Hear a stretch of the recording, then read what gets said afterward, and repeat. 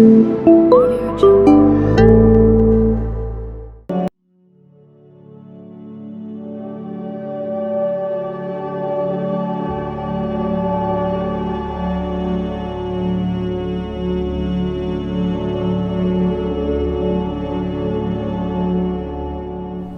Adik-adik, orang muda, Bapak Ibu, saudara-saudari sekalian, bruder dan suster, penglihatan, pemahaman yang dipunyai oleh seorang perempuan kaya di Sunem itu bagi kitab suci menjadi warta agar kita menemukan wakil bagi pengalaman pengolahan kita beriman, melihat atau mendengar atau mengalami kehadiran Allah di dalam hidup kita sehari-hari. Jadi pengalaman apa yang dialami oleh perempuan ini bersama Nabi Elia menjadi pembuka bagi perjalanan pencerahan jiwa kita menemukan kebersamaan wajah Allah di dalam kehidupan, di dalam peristiwa harian yang biasa kita alami. Mengapa demikian? Sunem tidak disebut sebagai tempat khusus, tetapi menjadi wakil bagi tempat keberadaan kita masing-masing. Bisa saja menjadi rumah kita masing-masing. Dan Nabi Elisa yang dalam perjalanan kita temukan, ia ada di depan rumah kita. Yang menjadi penting adalah bagaimana seperti seorang perempuan kaya yang mengundangnya Nabi Elisa itu, kita juga mempunyai kemampuan mata, telinga, panca indera batin kita menangkap kehadiran orang-orang kudus Allah. Apa artinya orang kudus Allah? Adalah orang yang juga dalam kelemahannya tetapi dipilih Allah untuk mewartakan kekudusan Allah.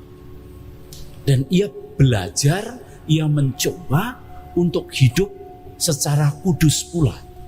Ia belum tentu sungguh-sungguh tanpa kesalahan, biasa akan mempunyai kesalahan, tetapi ia menampilkan kekudusan Allah yang ia temukan di dalam hatinya untuk dibagikan kepada orang lain. Dan itu kekudusan Allah pada orang-orang juga bisa kita alami pada saudara-saudari kita yang kita jumpai sehari-hari. Apa tanda-tanda orang kudus? Nah, ini dia. Mari kita amati. Tanda-tanda orang kudus itu apa?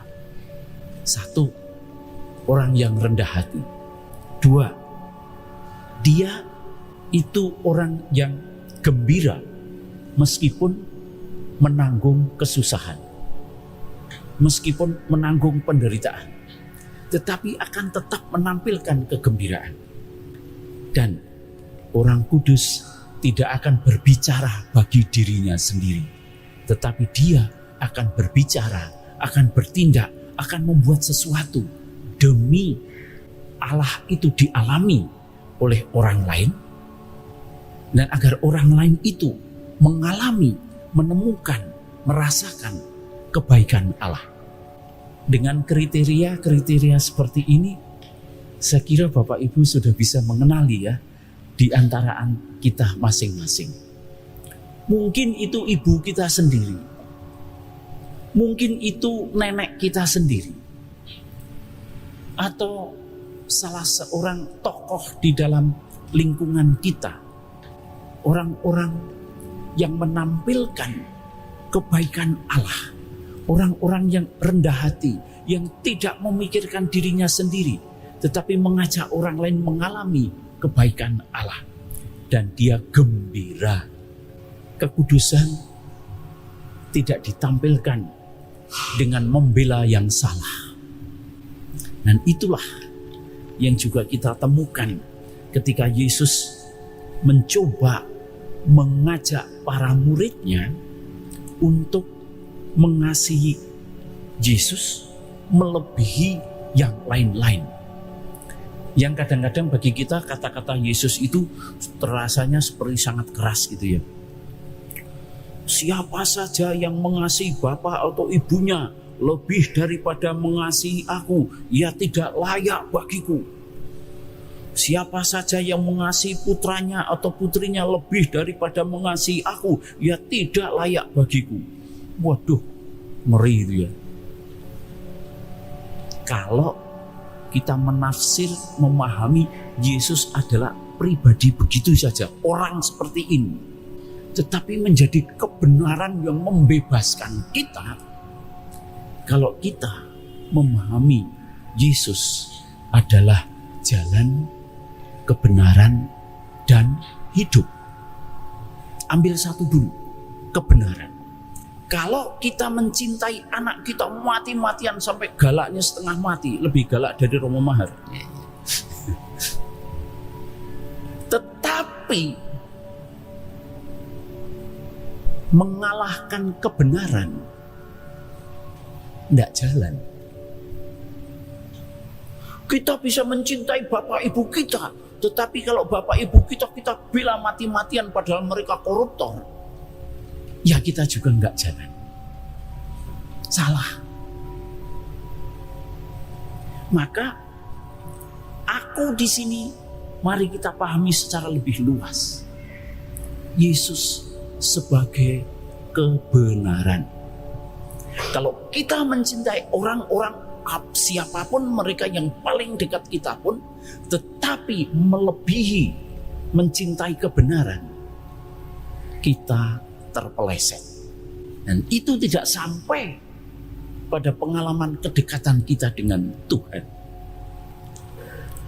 Nah, Bapak Ibu, saudara-saudari sekalian, mari kita mencintai Yesus justru dengan melaksanakan, menjalani hidup benar. Dengan demikian, mata batin kita juga akan terbuka melihat siapa yang benar itu, siapa yang dituntun ke arah kebenaran itu. Para nabi dan orang-orang yang menampilkan kekudusan Allah di tengah-tengah hidup kita sehari-hari. Lalu hidup kita juga menjadi ringan, hidup kita menjadi bahagia karena melihat, oh ya, orang ini berjalan di jalan yang benar. Oh iya, orang ini menampilkan kebahagiaan Allah dan aku tertarik untuk ikut ambil bagian di dalamnya. Dan orang kudus selalu akan memberikan ruang untuk menolong orang lain. Seperti perempuan kaya itu memberi tumpangan dan makan pertolongan apapun kepada orang-orang yang memang membutuhkan bantuan.